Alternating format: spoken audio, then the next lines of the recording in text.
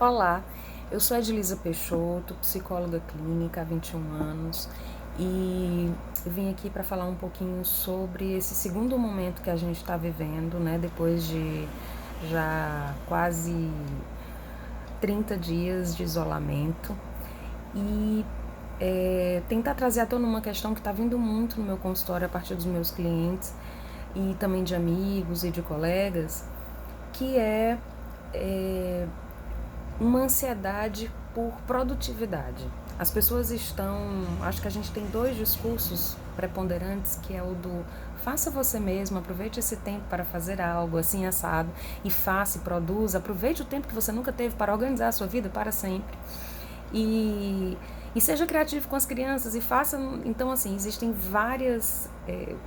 Uma vertente que fala da maravilha que é a oportunidade que estamos vivendo nessa pandemia, e existe uma outra que fala da catástrofe, de que nós não temos muitas saídas e que o destino, enfim, está sendo complicado. E aí tem uma questão que é muito importante. De verdade, nós estamos vivendo um momento que é semelhante a uma grande guerra. Então, definitivamente, nós não seremos os mesmos depois dessa experiência.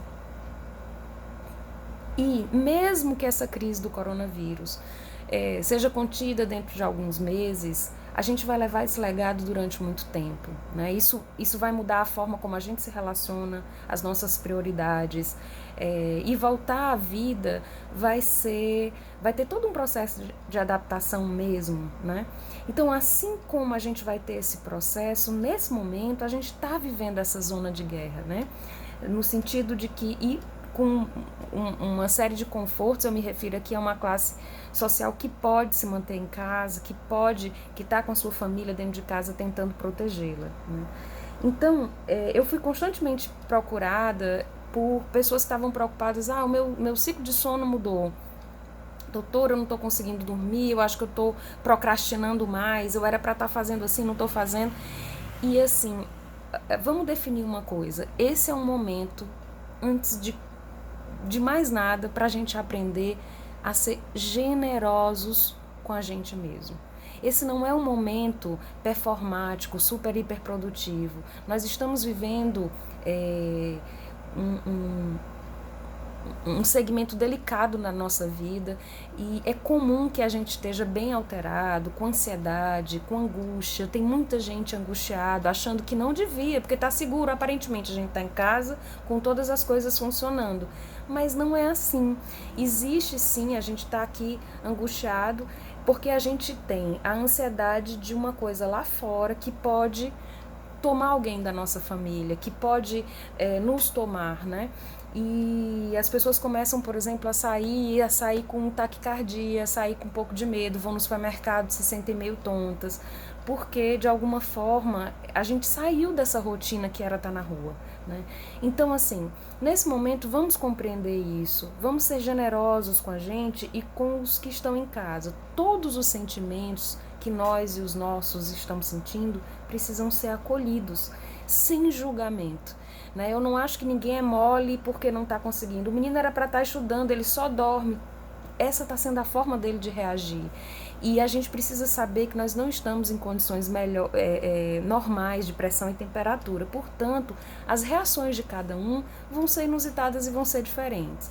E assim, tente não dar ouvido aos Instagrams e às redes sociais que falam de pessoas que estão produzindo coisas incríveis e teses novas. Cada um tem o seu ritmo. E esse é o momento para a gente tentar, primeiro, nesse processo, estabelecer a segurança da nossa casa, dos nossos. O que é que significa isso? É a gente estabelecer o melhor fluxo dessa convivência. Então, para isso, a gente precisa fazer o básico, dividir tarefas, não sobrecarregar uma única pessoa, né? Se a gente precisa decidir que tem que diminuir gastos, convocar todas as pessoas, conversar junto, tentar resolver isso, né? Tentar ser o mais empático possível, se colocar um pouco no lugar do outro, né? A criança está tendo dificuldade porque não tem como gastar energia, o adulto está cansado porque está diante de uma cena de insegurança. Então, nesse momento, a gente está numa situação que é de crise, e a gente é só humano. Então a gente precisa, nesse momento, ter essa paciência. Quando eu estava começando a pensar em falar um pouco sobre isso e incentivar que as pessoas tenham paciência com elas mesmas nesse momento,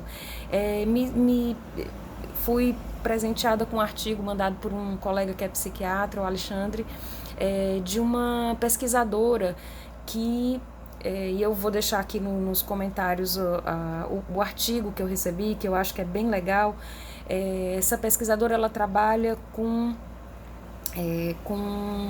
segurança internacional, é a Isha Ahmad, ela é professora da Universidade de Toronto, e ela fez várias pesquisas com pessoas em situações de catástrofe ou de guerra no Afeganistão, Paquistão, Somália. Então, assim, existem várias pesquisas sobre os comportamentos e as sensações que nós estamos vivendo, né?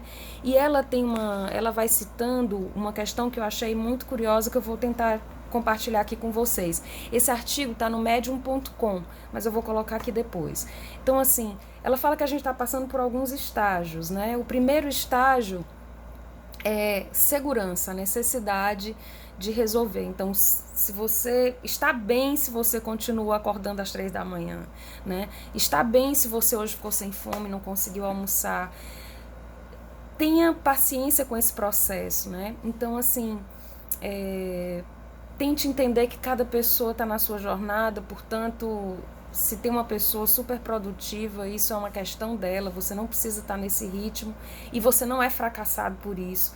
Então, livre-se dessas ideias do que você deveria estar fazendo com essa quantidade de tempo. Esse tempo que a gente está tendo, ele é completamente diferente de um tempo normal. Você não está de férias, você está em casa protegendo a sua vida e a vida dos outros, portanto existe uma pressão e você não está numa situação muito tranquila. Então, ela fala de que nesse primeiro momento, não importa o estilo da sua família, vocês vão ter que ser um time para suportar esse momento, né?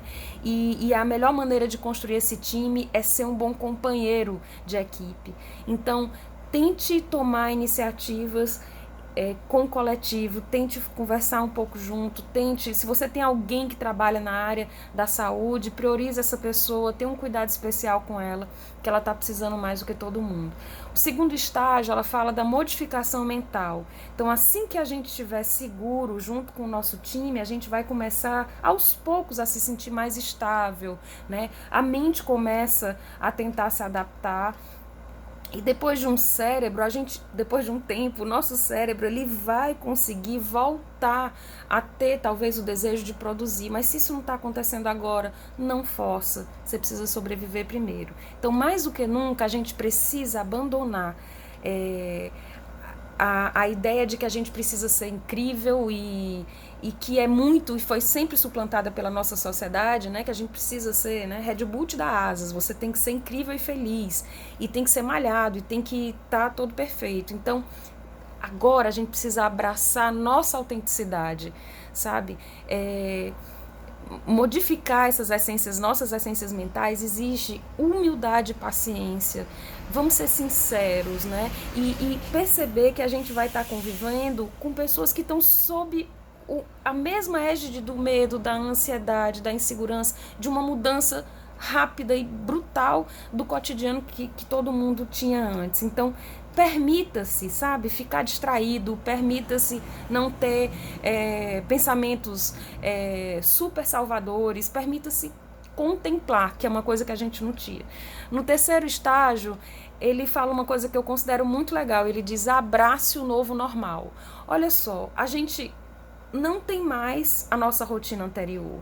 As coisas mudaram, então a gente não pode forçar manter uma rotina que não existe mais, não permite mais a mesma coisa. Então a gente está tendo que descobrir uma nova rotina que seja funcional e depois abraçar isso com as pessoas que estão junto da gente, né?